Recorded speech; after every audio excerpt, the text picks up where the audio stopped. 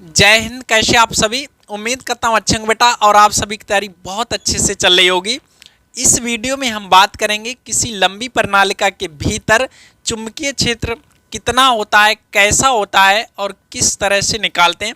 इन सारी चीज़ों को हम लोग यहाँ पे बेटा समझ लेते हैं। तो थोड़ा सा यहाँ पे बेटा ध्यान दीजिए। हमने यहाँ पे मान लिया कि कोई हमारी प्रणालिका है जिसके जो लंबाई, एकांक लंबाई में फेरों की संख्या स्मॉल एन है और इसमें प्रवाहित होने वाली धारा आई है। ठीक है ना बेटा।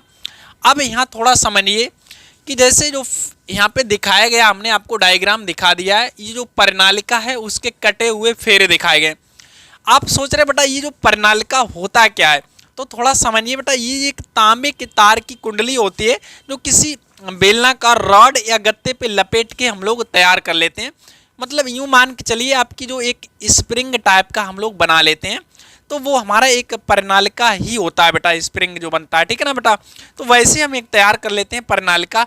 अब एक ऐसी प्रणालिका जिसकी लंबाई व्यास की तुलना में बहुत अधिक है, तो मतलब उसे बोलेंगे हम लोग लंबी प्रणालिका। ठीक है ना।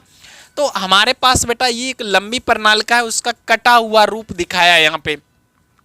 कटा का मतलब जैसे ये कोई प्रणालिका है, उसे हमने बीच से बेटा भिंडी जैसा काट दिया है खड़ा खड़ा। ठीक है ना।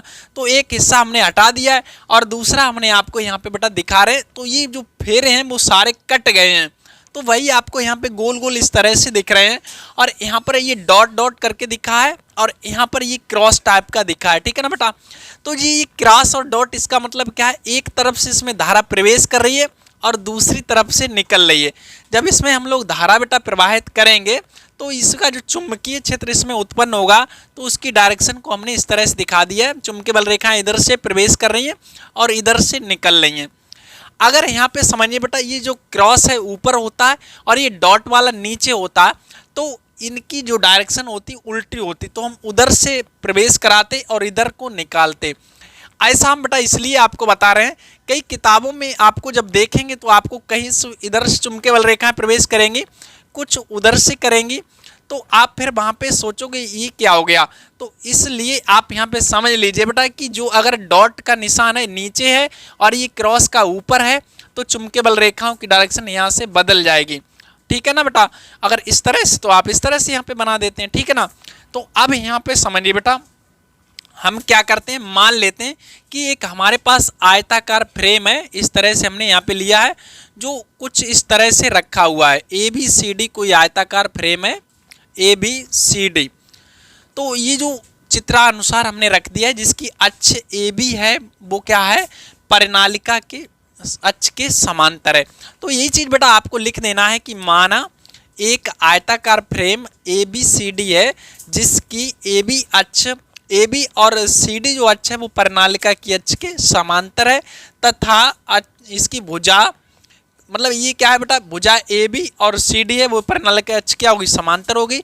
और भुजा बी सी तथा ए डी जो भुजा है प्रणालिका की अक्ष के लंबवत है। इतना आपको यहाँ पे दिखा देना है। और थोड़ा सा क्या दिखाएंगे कि जो इसकी भुजा सी डी है ये प्रणालिका की अक्ष से काफ़ी दूर है, इस वजह से यहाँ पर कोई भी चुंबकीय क्षेत्र की बलरेखा नहीं गुजर रही है यहाँ से। ठीक है ना। तो थोड़ा अब समझिए बेटा, इसके लिए हम लोग लगाएंगे एम्पियर का नियम। तब यहाँ पर देखिए बेटा, तब क्या करेंगे, तब ए बी सी डी के लिए एम्पियर का परपतीय नियम लगाने पर तो यहाँ से बेटा एम्पियर का परपतीय नियम लगाएंगे। ठीक है। तो एम्पियर का परपतीय नियम क्या होता है बेटा, ये होता है इंटीग्रेशन वी डी एल बराबर म्यू जीरो। वैसे बेटा म्यू जीरो आई होता है, लेकिन हम यहाँ पे जानबूझ के आई जीरो रख रहे हैं। क्या रख रहे हैं, आई जीरो, क्योंकि जहाँ पे हम मान लेंगे जहाँ आई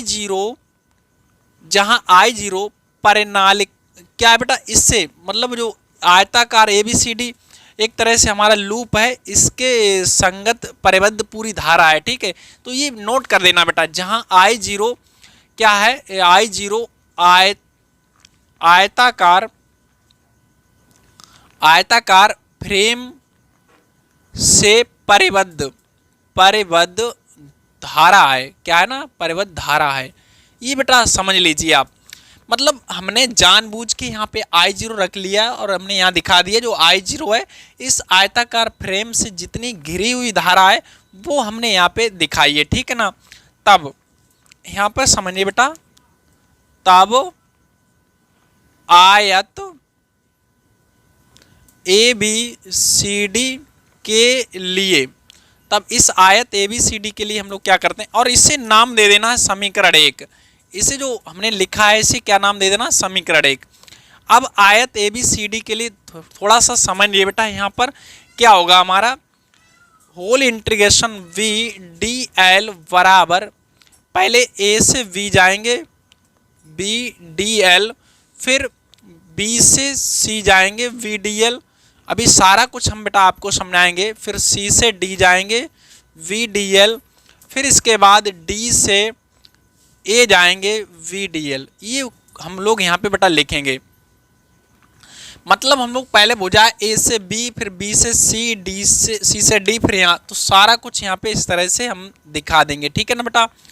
अब थोड़ा समझने की कोशिश करिए बेटा कि क्या है, यहाँ से BDL इस तरह से हो गया। अब A से V BDL cos थीटा आएगा ना, प्लस, और इसके लिए ये पूरा समांतर है तो यहाँ पे थीटा 0 हो गया। अब BC देखिए BDL ये 90 डिग्री कोण बना रहा तो यहाँ पे 90 हो गया कोश, है ना, प्लस फिर C से D BDL cos इसके लिए 0 हो गया, प्लस अब इसके लिए थोड़ा सा समझिए, ये हम नीचे लिख देते हैं जिससे कि हमें दिक्कत ना होगी, प्लस ये हमारा देखिए D से A B और DL cos 90 हो गया। तो मतलब DA और CD और BC और DA के लिए हमने cos 90 रखा है यहाँ और यहाँ।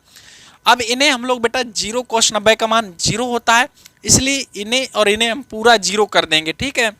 और cos 0 का मान 1 होता है तो इसलिए हम लोग यहाँ पे क्या करेंगे, इन्हें हटा देंगे। मतलब cos 0 का मान 1 है, cos को हम लोग यहाँ से हटा देंगे। तब हमारा निकलेगा VDL बराबर A से V BDL प्लस ये 0 हो जाएगा, ये 0, ये बचा हमारा C से D BDL।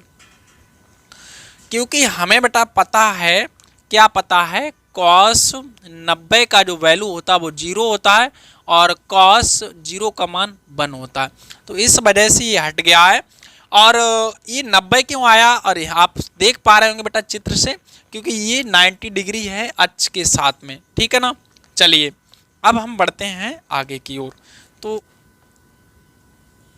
अब हमें यहाँ पे बेटा समझ लेते हैं कि क्या है। देखिए ध्यान से, इंटीग्रेशन BDL बराबर क्या बचा हमारे पास, A से B BDL और इसके बाद प्लस C से D VDL, ये हमारा है, ठीक है।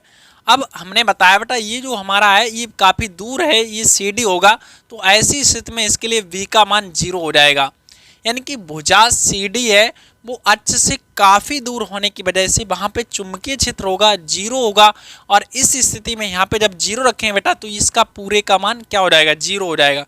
तो हमें मिल जाएगा वेक्टर V वेक्टर DL बराबर B A से B बाहर कर लेते हैं DL, और इधर हो गया ये 0, ठीक है बेटा, क्योंकि इसका मान 0 तो ये पूरा 0। अब ठीक है, अब थोड़ा समझिए बेटा क्या है, A से B, मतलब A से B जो लंबाई है वो हमने L ले रखी, कितनी ले ली, L। तो ऐसी स्थिति में इंटीग्रेशन VDL बराबर V और इसकी जगह हम लोग लिख लेंगे L, इसे नाम दे देंगे समीकरण 2। अब यहाँ ध्यान दीजिए बेटा ये समीकरण 1 है और ये समीकरण 2 है, तो समीकरण 1 व 2 से, तो 1 व 2 से क्या होगा बेटा, ये दोनों आपस में बराबर रख देंगे हम लोग, तो हमें मिल जाएगा μ0 I है इसके बराबर हो जाएगा, क्योंकि अब हमें B का मान चाहिए, तब हमारा हो जाएगा VL बराबर μ0 I0। ये हो गया अपना समीकरण 2, ठीक है ना बेटा। अब ध्यान से समझिए, तब तब हम क्या करते हैं, यहाँ पर क्या निकाल, ये देखिए बेटा दोनों हमने बराबर रख लिए ना। अब यहाँ थोड़ा सा गौर करिए बेटा कि मतलब एकांक लंबाई में इसके फेरा कितने हमने लिए, स्मॉल n लिए, तो l लंबाई में कितने फेरे होंगे, तो यानी कि एकांक लंबाई में फेरों की संख्या है वो कितनी होगी, फेरों की संख्या बराबर n है, ठीक है ना। तब l लंबाई में कितने फेरे होंगे, तब l लंबाई में फेरे बराबर हो जाएंगे n l के, ठीक है। अब यही वैल्यू हम लोग थोड़ा सा गौर करिए बेटा, जब n l फेरे हैं तो n l फेरों में धारा कितनी प्रवाहित होगी, मतलब जब इसमें हमने I धारा प्रवाहित की तो प्रत्येक फेरे में I धारा जा रही होगी, तो n l फेरों में कितनी धारा जाएगी, और वही जो धारा होगी इस फ्रेम से घिरी हुई धारा होगी टोटल। तब फ्रेम ABCD से परिबद्ध जो धारा होगी बेटा वो कितनी होगी, परिबद्ध धारा I0 बराबर, इसमें गुणा कर देंगे, मतलब फेरों की संख्या में I से गुणा कर देंगे। एक फेरे में I एम्पीयर की धारा बह रही है तो NL फेरों में इतनी टोटल धारा हमारी प्रवाहित हो जाएगी। अब यही वैल्यू उठा के हम लोग बेटा क्या करते हैं, इसमें रख देते हैं I0 का मान। एक बार बेटा समझ लीजिए, यहाँ पर हमने क्या किया है, एकांक लंबाई में फेरा है हमारे पास n, तो l लंबाई में फेरे हो गए NL, तो NL फेरों में धारा कितनी हो जाएगी, NL into I, NL into कितना हो जाएगा I, और यही टोटल धारा है, और इसी को उठा के हम लोग यहाँ पे रख देते हैं, बस हो गया हमारा। तो यही मान उठा के रख देते हैं बेटा, तो हमें मिल जाता है VL बराबर μ0, और I0 का मान क्या है, ये है हमारे पास NL इंटू I, L से L आपका कैंसिल हो जाता है, तो फाइनली रिजल्ट निकल के आता है V बराबर μ0 NI, ये अपनी हो गई टोटल धारा, ठीक है ना बेटा। अगर हम मान लें कि कुल फेरा हमारे पास कितने हैं, n हैं, यदि कुल फेरों की संख्या